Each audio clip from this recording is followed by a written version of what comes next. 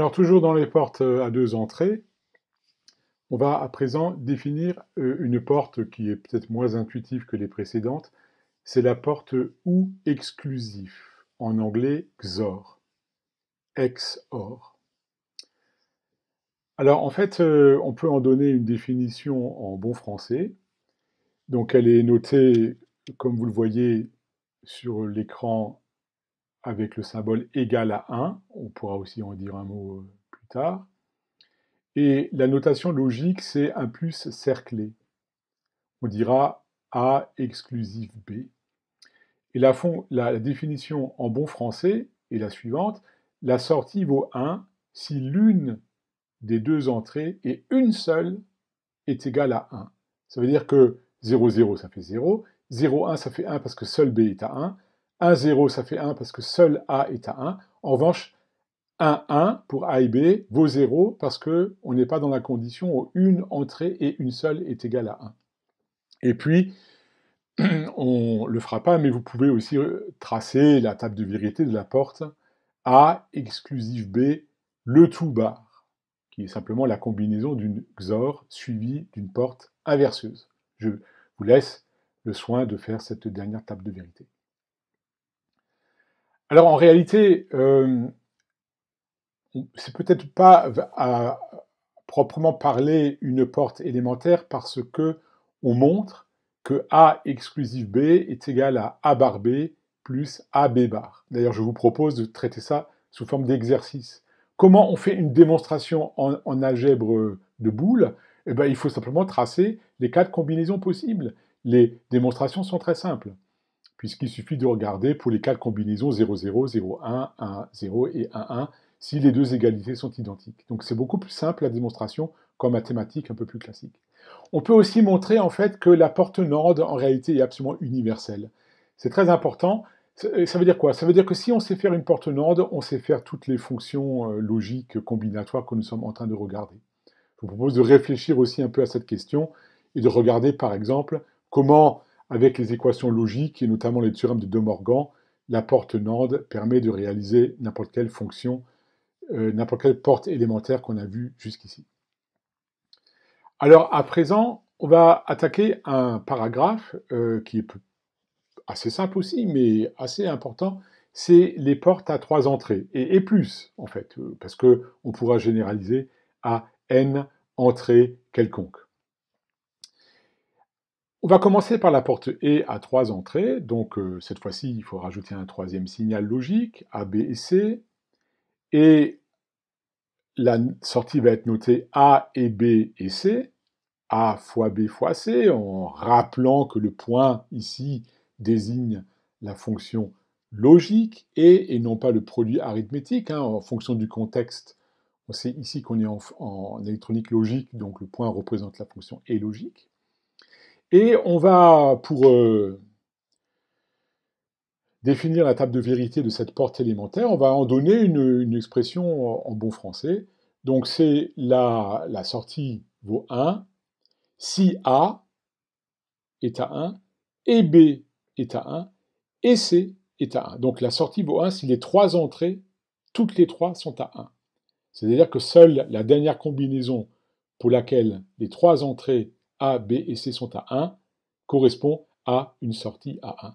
On peut en profiter aussi pour étiqueter chacune de ces 8 combinaisons avec l'équivalent décimal si A, B et C représentaient un nombre binaire à 3 bits, avec A le most significant bit et C le least significant bit, mais je répète que A, B et C n'ont pas forcément vocation à représenter un tel nombre compris entre 0 et 7. Les valeurs de 0 à 7 sont juste des étiquettes qu'on met, c'est l'équivalent décimal des 8 combinaisons A, B et C. Par exemple, A peut être la sortie d'un capteur de température, B d'un capteur d'hygrométrie, et C la sortie d'un capteur de pression. Voilà donc, je répète, là, la sortie vaut 1 si les trois entrées sont à 1, et uniquement dans ce cas-là, si bien que la seule valeur pour laquelle la sortie est à 1, c'est la dernière combinaison. Alors là, la question, c'est voilà, c'est la question de la définition en bon français. En fait, en réalité, cette définition en bon français, elle fonctionne, mais c'est pas une construction mathématique très rigoureuse. En réalité, pour définir la porte E à 3 entrées, en fait, avec une construction mathématique rigoureuse, il faut utiliser l'associativité. C'est-à-dire qu'il faut se ramener à des portes à 2 entrées, c'est-à-dire il faut écrire que A et B et C est égal à A et, entre parenthèses, B et C. Et à ce moment-là, on ramène le et à 3 entrées à 2 portes et à 2 entrées. Or, la porte et à 2 entrées, on la connaît. Donc, si on fait cette construction rigoureuse, donc on va tracer la table de vérité, et là, vous voyez que je représente les 8 combinaisons de 0, 0, 0 jusqu'à 1, 1, 1 pour les 3 entrées, A, B et C, et je fais un calcul intermédiaire qui est la colonne au centre qui vaut B et C. Et vous le faites avec moi, hein, si vous voulez pratiquer pour fluidifier un peu vos compétences. Et là, vous allez constater que B et C valent respectivement sur la colonne 0, 0, 0, 1, 0, 0, 0, 1, parce qu'il y a 2 combinaisons pour lesquelles B et C sont simultanément à 1. Et si maintenant on fait le et logique de A avec cette colonne B et C intermédiaire, vous constatez que finalement, vous allez, faites-le avec moi, hein, le mieux c'est que vous le fassiez sur une feuille blanche, vous allez constater que quand vous faites ce et logique A et B et C, seule la dernière valeur, la sortie est à 1 uniquement pour la dernière combinaison. C'est-à-dire que, certes, ça correspond à la définition en bon français que nous avons fait au début, la sortie est à 1 si les 3 variables d'entrée sont à 1, mais la construction rigoureuse, elle est mathématique, elle est liée à la propriété d'associativité de cette fonction logique, du et logique. Parce que cette propriété d'associativité permet de se ramener à des portes à 2 entrées qui, elle, a été définie dans le paragraphe précédent. Et avec la même structure liée à l'associativité, on pourra générer des portes et un nombre d'entrées absolument quelconque. Voilà. Alors maintenant, bien sûr, hein, vous imaginez bien que pour la porte OU à 3 entrées, ça va être le même principe. Et là aussi, on verrait, si vous faites le job, je vous propose de le faire, vous verrez que la porte OU à 3 entrées répond aussi à une définition en bon français. La sortie est à 1 si une au moins des 3 entrées est à 1, si bien que seule la première combinaison 0, 0, 0 a sa sortie qui est égale à 0. Maintenant, la question, c'est pour le OU exclusif à 3 entrées. Est-ce qu'on peut trouver une définition en bon français qui permettrait de définir le OU exclusif à 3 entrées? Et si oui, est-ce que ça correspond à la construction rigoureuse qui est liée à l'associativité? Ben, on va le faire. On va d'abord essayer de trouver une définition. Alors, ça pourrait être quoi? La définition en bon français, ça pourrait être la sortie A exclusive B exclusive C est à 1 si une des 3 entrées est à 1 et une seule, comme pour la définition à 2 entrées. Auquel cas, on obtient la première colonne A exclusive B exclusive C, dont on n'est pas encore tout à fait sûr que ça sera la bonne définition, hein, mais essayons. Donc 0, 0, 0, ça fait 0, puisque aucune entrée est à 1. 0, 0, 1, ça fait 1 parce qu'une seule est à 1.